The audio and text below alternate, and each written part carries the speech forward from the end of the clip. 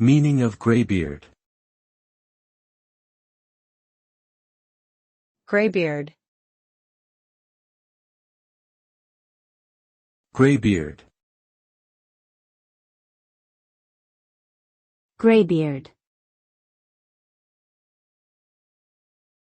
Greybeard. Greybeard typically refers to an older man who is respected for their wisdom and experience.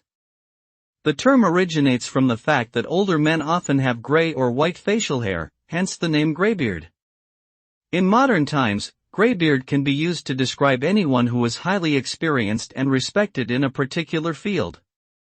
It is often used as a term of endearment or respect, particularly in the realm of science, technology, and academia. Overall, greybeard connotes a sense of venerability and wisdom that comes with age and experience.